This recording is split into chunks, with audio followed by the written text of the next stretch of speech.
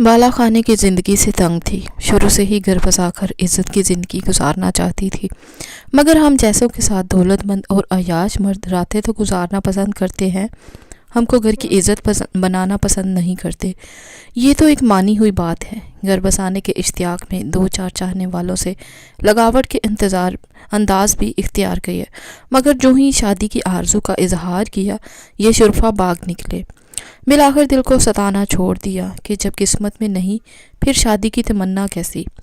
इन्हीं दिनों नवाब साहब को मेरी आवाज़ का जादू बाला खाने खींच लाया। वो बाज़ौक़ थे, उम्दा मौसीकी के कदरदान थे, ख़ानदानी वज़ादारी के सहर से मशहूर हुए, फिर मुझसे रफ्ता रफ्ता मानूस हो गए और मेरी जुल्फ़ गिरागीर के असीर हो गए।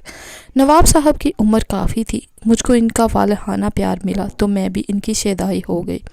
सुध-बुध खो बैठी। उन्होंने एक दिन बातों बातों में पूछा, शमा अपनी कोई ख्वाहिश बताओ। मेरे मुंह से बेइख्तियार निकल गया, काश इसी जन्म में आप दुल्हन बन सकती। मैं बड़ी हसरत से ये बात कही कि वो गहरी सोच में डूब गए। मैं समझ गई कि शमा के सिर्फ वही परवाने नहीं हैं, और भी लोग आते हैं जो मुझ पर नोट निछावर करते हैं, तो नवाब साहब को यही बात पसंद नहीं। भला कैसे एक बिकाऊ औरत को अपनी इज्जत बना सकते हैं। छोटा मुंह बड़ी बात हो गई और मैं शर्मिंदा ही सकते में बैठी रह गई थी। इन्हीं दिनों हिंदुस्तान की तकसीम का मरहला ज़ोरों पर था और नवाब साहब ने भी हिजरत का कसद किया। जब वो हमारा शहर छोड़कर जाने लगे तो मैंने भी बाला खाना छोड़ने का फ़ैसला कर लिया। तहैया कर लिया कि इनके पाँव पकड़कर शरीफाना ज़िंदगी की भीख मांगूंगी ताकि वो मुझे भी साथ ले चले। जब चलने लगे खुदा हाफिज़ कहने आए, मैंने इनकी बग्गी के घोड़े की बागें पकड़ ली, इल्तिजा की कि मुझे भी साथ ले चले या फिर घोड़े के सुमों तले रोंद डालें, मगर मैं अब इस जगह आपके बगैर ना रह पाऊंगी। जब उन्होंने मेरी बेकरारी देखी तो बग्गी में सवार कर लिया और मैं अपना सब कुछ छोड़कर इनके साथ हुई। जाने इनके मन में क्या था। बहरहाल जब उन्होंने मुझे उस रात ठहराया, वो एक साईं का डेरा था और वहाँ भूसे के ढेर पड़े हुए थे। उन्होंने साईं को हिदायत की, कल सुबह आऊँगा, इनको यहाँ निहायत इज़्ज़त और एहतराम से ठहराइएगा और जो चीज़ दरकार हो मुझे बताइए। वहाँ एक कमरा बना हुआ था जिसमें पलंग वगैरह सेट था। रकम भी दे गए कि खाने वगैरह का इंतज़ाम कर लेना, इनको कोई तकलीफ़ ना हो। नवाब साहब दरअसल मुझे अपनी बीवी के रूबरू लाना चाहते थे, इसी वजह से किसी दोस्त या वाकफ़कार के घर नहीं ठहराया। वो ये बात राज में रखना चाह रहे थे। रात को साईं ने उस कमरे में ठहराया जो सजा हुआ था और नवाब साहब ही का खुफिया बेडरूम लगता था। साईं ने खाने वगैरह का पूछा और बाअदब हर ज़रूरत का ख्याल रखा। फिर रात को इसकी बीवी भी आ गई जो इस कमरे में चारपाई पर सो रही। सुबह नवाब साहब काजी और दोनों भाइयों के हमरा आ गए।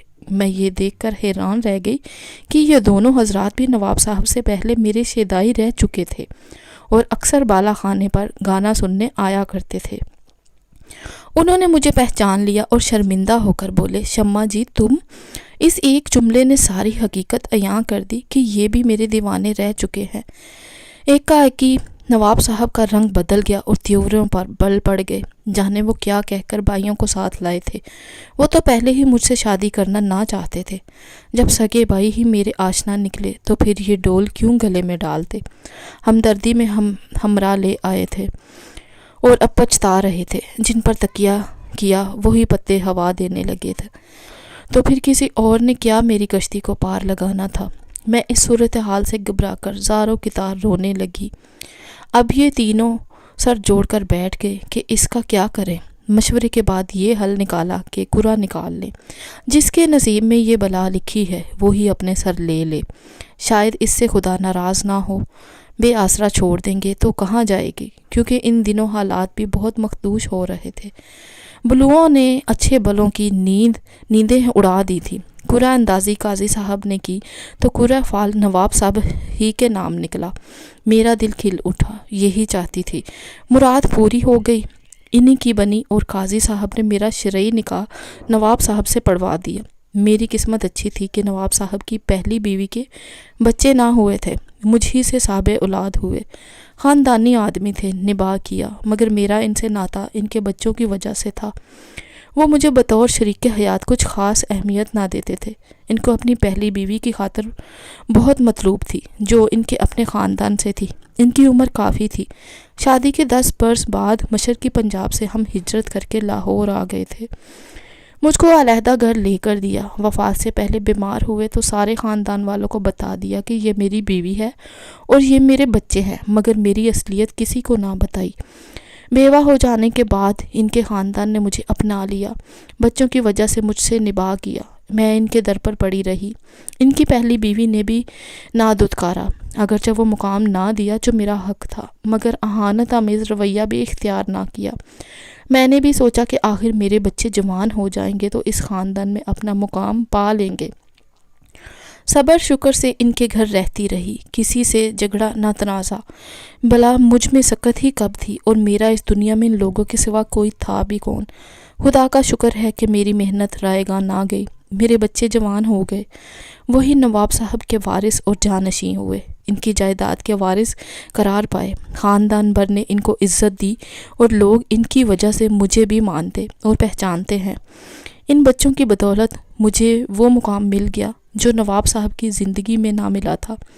خوش ہوں کہ ہجرت کے بعد میرا ماضی وہیں رہ گیا اور بدنامی کا داغ میرے ساتھ نہیں آیا۔ تبھی نواب صاحب کے رشتہ دار عزت کرتے ہیں اور ساری جوانی شراوت سے کاٹنے کا صلہ مل گیا۔ مزید اچھی سٹوریز سننے کے لیے پلیز میرے چینل کو سبسکرائب کیجیے، لائک کیجیے اور زیادہ سے زیادہ شیئر کیجیے۔